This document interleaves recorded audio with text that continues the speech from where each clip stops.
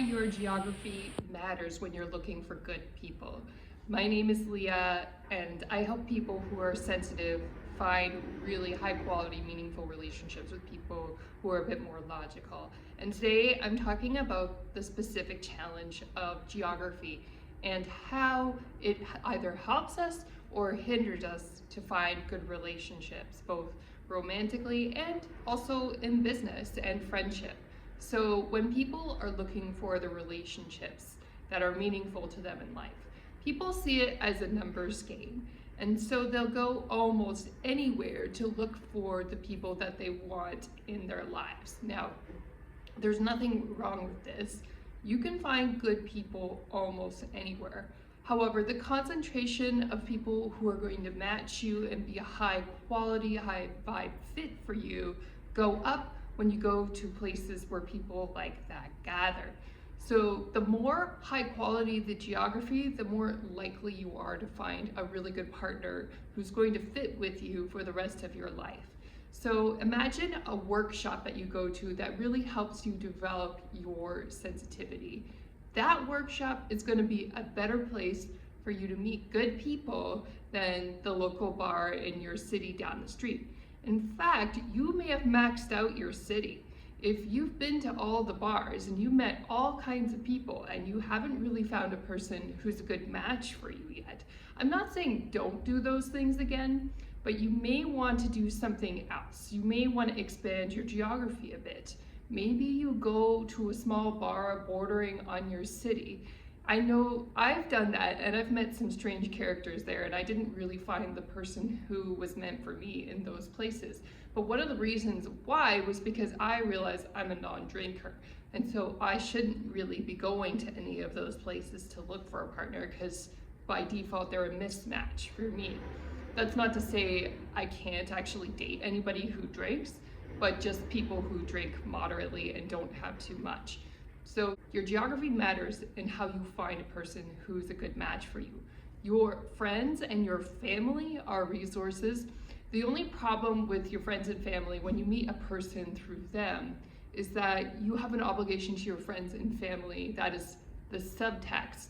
And so that can make it hard to set boundaries with a person you've met through family and friends. So it's a bit of a risk. On the one hand, they could be a higher quality match, but on the other, you may not cut them loose when you really should, because they are somebody who know your friends and family. So it's kind of a double-edged sword. I'm not saying don't do it. You can consider people who you're introduced to through your friends and family, but it may or may not work. So if all else fails, love is a numbers game. Keep going until you find the person who's the match for you, and don't give up, and go anywhere and everywhere if you need to. But if you've got an opportunity to find a higher quality match, you have a workshop coming up, you have a group of actors that you go see on a regular basis and do an improv class with, you have golfing lessons with a different crowd of people, go to where the opposite gender congregates if you're into the opposite sex. Or if you're not, then go to those places where those types of people gather, and then you're more likely to find a person who's a great fit for you.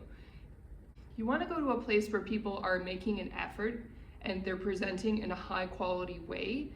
The problem with bars and going on dating apps, and it's not wrong, you can do that, absolutely. It gets the numbers game up, it keeps you looking, that's a good thing. On the other hand, the lower the barrier to entry, the more likely you are to bump into somebody who's nasty, okay? So the more likely you're gonna bump into somebody alcoholic or just looking for sex. Those places are not always the best, and you have to have the highest boundaries, and you've got to be the most careful in those spaces. It doesn't mean you can't use them. Just be very, very cautious and follow your intuition. Your intuition can usually tell you when somebody is off, and the more you develop that, the safer you are in places where there's a mixed energy, where you might find people that are a little bit nasty, but you might also find people who are nice. And be aware that the nasty people who really want what they want will find a lot of trickery to get what they want, and they might be more committed than you are to find a good person.